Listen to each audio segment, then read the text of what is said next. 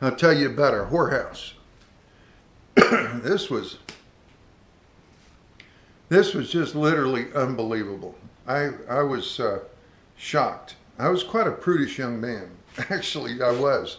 I had had no girlfriends to speak of. Had not had but one or two sexual experiences in my whole life up to that point. Here. I am, just turned 21, and I didn't. I smoked, but I didn't drink. Didn't have much to do with anything like that. But I wasn't religious or anything. And so here we are. I'm sitting in that little base camp I was just telling you about at Benoit. I'm sitting in my bunk, and it was a Sunday. I think they kind of give everybody a chance to go to the PX and so forth, buy shaving gear. And this is about December, probably 15th. And one of the sergeants comes in. He says, Sergeant Bass, he says, get up and go with us over here. You're going to be in charge of the whorehouse. I said, the what? Yeah, he says, we got 15 girls over here, and it's your turn as one of the sergeants and squad leader. You got to go over there and take over the whorehouse. You got to serve 4 hours running that whorehouse. I had never heard of such a thing. That was just a whorehouse here on base. Yeah, oh yeah. So I go over there, that's part of my duty, I'll go do it, And here they have a little desk set up. It's a regular barrack, just like the one that I was just laying down in.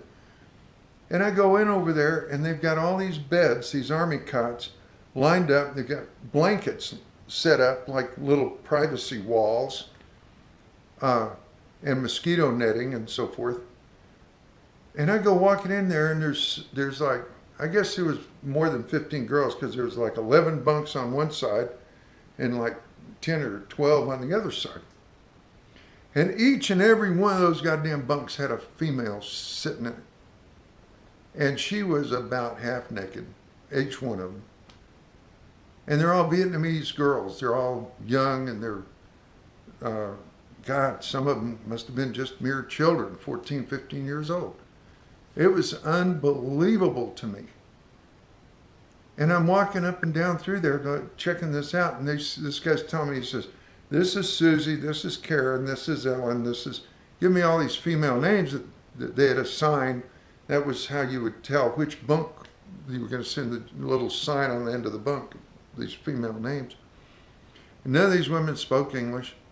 They're just poor women that were there to make a buck, girls. Some of them were kind of old and grim looking. And I literally was disgusted by this. I just could not believe that the U.S. Army supported such a damn thing. And after looking it over, and then the reality of what is going on here sunk into me, I said to the sergeant, I said, well, I'll tell you what you can do about my duty. You can stick it in your ass, because I'm not going to do this. I am not a fucking pimp. I'm a soldier in the United States Army. And I am not going to do this. You understand me?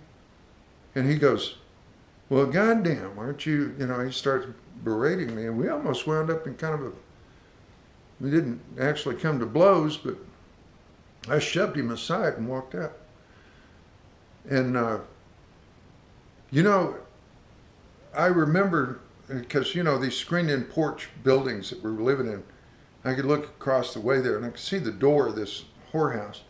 I don't think I ever saw more than 2 or 3 guys walk in that thing. And I thought, afterwards, I've read a lot of history about soldiers, and, they had soldiers lined up around the block in Hawaii during World War II. They had professional contracted whorehouses that were set up to service the GIs that were there in Hawaii. Ships would come in, these whole shiploads of men would get off, and they'd go right straight to these government-sanctioned whorehouses, get $3 for 3 minutes.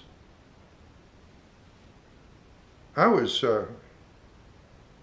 even though I was aware that stuff had happened, it just really shocked me that it was right there in our unit.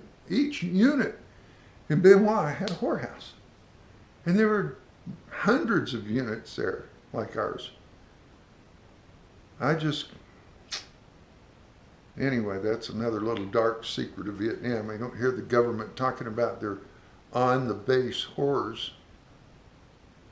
Women. I felt so sorry for the women. You know, I've got just a few more minutes and I'll tell you, looking at those women, not one of them had a look of smile or inviting. They all looked ashamed. They all sat there holding their hands over their cleavage, and trying to cover themselves up as best they could. Some of them didn't have anything to cover up anyway. They were just children, little girls, probably 12, 13, 14 years old. And I was just, I didn't know what to think about that. But they all looked like, to me, having sex with one of them would have been more like rape because they didn't want to be there. They were going to do it for survival, for money. And it just, you know what else? I got just a minute. They wound up while we were going into country, we went to a class where they talked about the Vietnamese culture and how proud these people were, how Christian, how Buddhist, how family-oriented, and that we should be highly respectful of them and so forth. And then our own government, our own army, the same people basically that had given us that lecture turned right around and go out in the streets of Saigon in those poor sections of town and give us your daughters. You got a mama son, or they didn't call it mama son, but you got a mama that's over past her prime, bring her in. GIs will screw anything. Anyway, it made me disappointed in my army. Sure did. That's all I got to say about that.